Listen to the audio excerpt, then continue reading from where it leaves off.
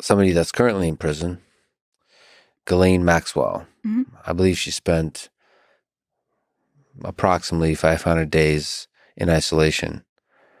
So it's a very different prison experience.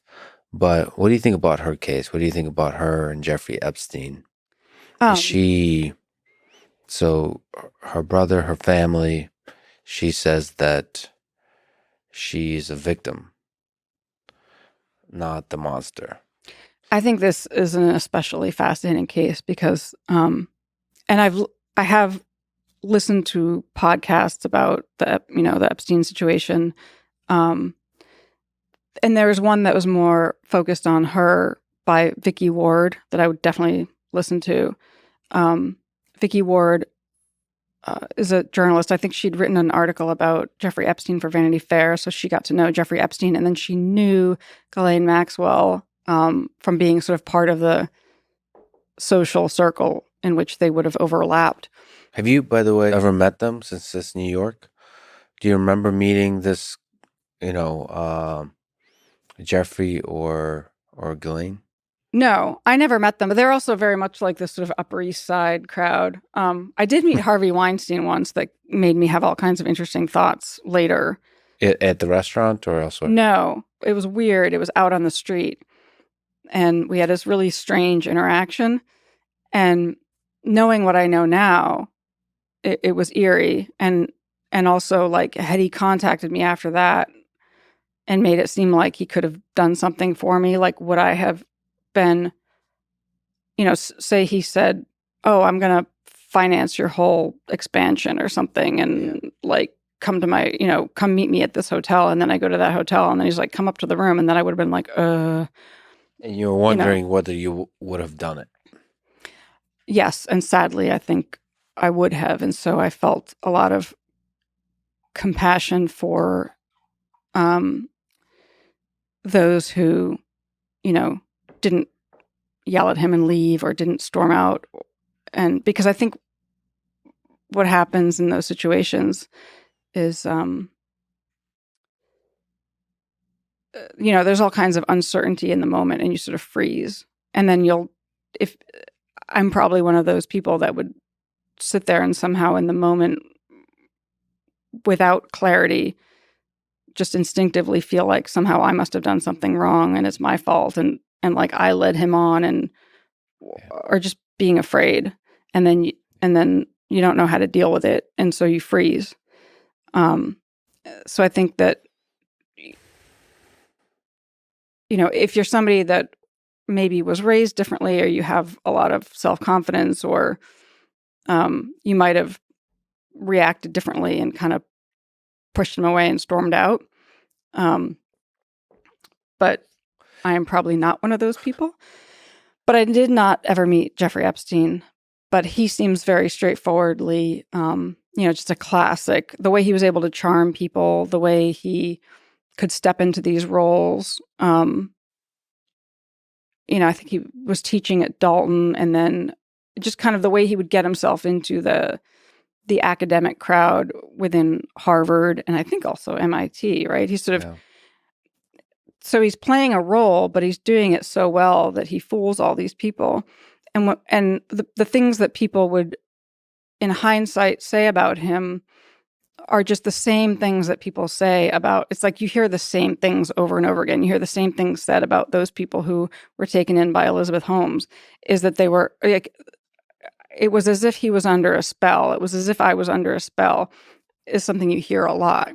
And so it's like they have this powerful charm that's it's overwhelming in that they overwhelm your better judgment or they overwhelm your like otherwise normally functioning capacity for rational thought. And they sort of overwhelm that with their charm. So, when you look at, I think it was like James Mattis invested a bunch of money with Elizabeth Holmes and all these people were involved with her. And nobody really did their due diligence or they just sort of trusted her. And Jeffrey Epstein, I think it's still unclear where he got all of his money, but the guy Les Wexner, Les Wexner, who had, an enormous amount of money and somehow very quickly turned over management of it to Jeffrey Epstein. Mm-hmm. And so people wonder, like, why would he do that? That's insane.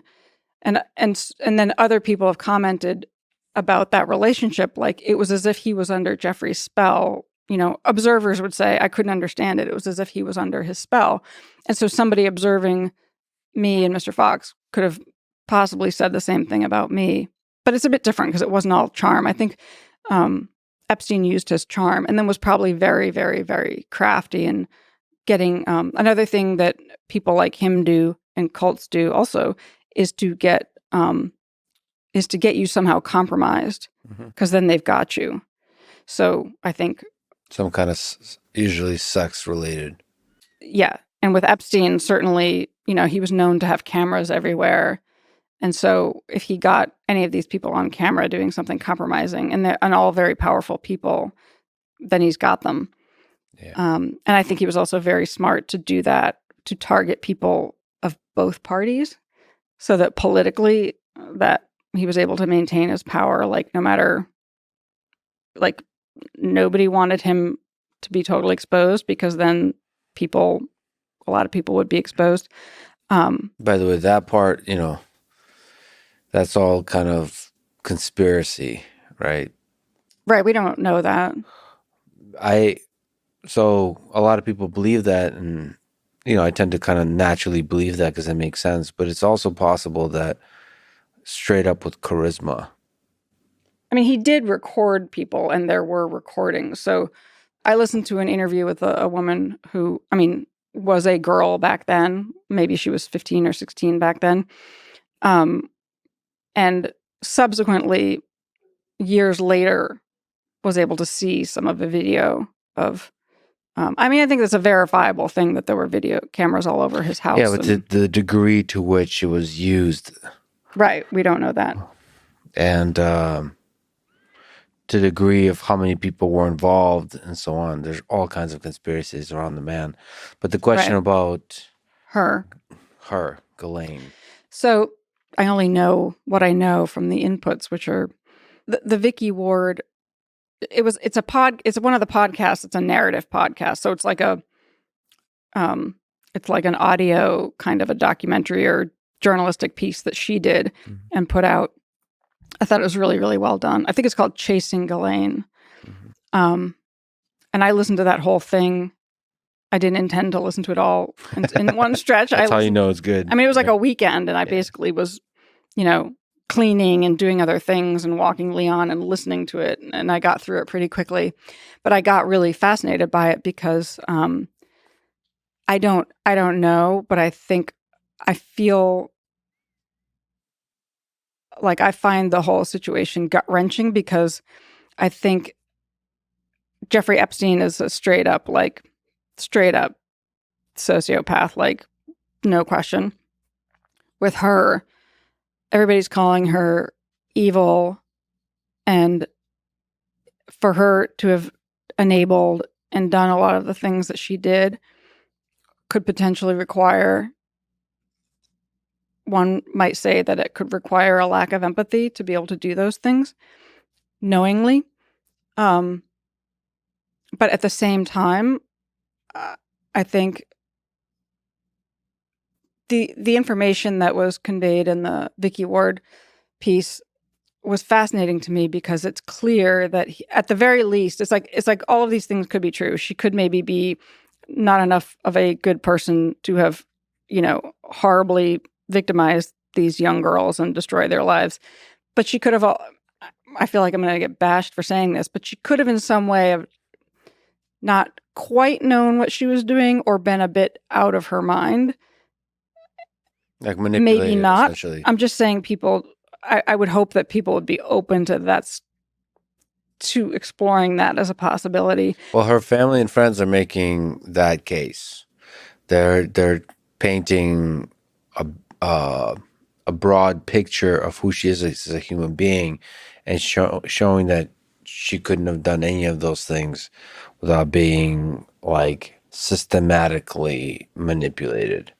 That's their case. What I listened to in that podcast about her relationship with her father, how her father died, her things about her childhood, and then Epstein coming into her life and basically kind of pushing all those buttons and becoming like the father figure. And so she would be in a position of kind of always wanting his approval, and just the way that things that are described about the way that she like was so subservient to him in this kind of astonishing way that seems really weird and abnormal. And yet I think she had a lot of money and connections, and I think she lost the money but had all the connections. Either way, there was a ton that Epstein gained via his relationship with her, like a ton. So it makes sense that he would have manipulated her. He manipulates everybody. So he, without question, I think one could argue he definitely manipulated her. And again, I want to be like careful not to be saying like that's an excuse for what she did. I just think that that's one possibility. It's important to like explore these things and be open to them, as opposed to just like broad brush painting her as a horrible person. I mean, because people could say that based on things they've read or things that I did, that like I'm a horrible person, and it's very different, because what she did involved, young girls whose lives were destroyed. But I think that people could be a bit open to understanding how somebody could be manipulated. There's a psychologist that I'm friends with, that I got to know after I watched him on Leah Remini's show. So Leah Remini is the actress who was in Scientology, got out, and has really been speaking out about it and trying to expose what they're all about and how diabolical that organization is. And a lot of people are exposing them and, doing this type of work. And so she had this guy on her show who was in the Moonies, and his name is Steve Hassan. And so he was in a cult, and then he got out, again, by extreme circumstances. He got in a car accident and almost died, and that's what ended up getting him out of the cult that he was in. But really smart guy, was targeted when he was young, got pulled into the Moonies. But watching this interview of him on her show, he said, he's talking about his experience, and he said, if they had told me to kill somebody, I would have. And that in that moment made me cry, but I also felt like I understand that. And not that if Mr. Fox had told me to kill somebody, I don't think I would have. But again, I understand how it could get to that point. So that makes me feel like with her, like I would be curious what Steve Hassan would think, kind of analyzing the entire situation. Because it's hard to understand that unless you've been in it. And I understand with him how he could have said that. If they had told me to kill somebody, I would have. Yeah. That's pretty intense. I mean, that's pretty extreme. And it's interesting how you can get into it, how far you can go just one day at a time, like gradually. Right. Just like the frog in the boiling water.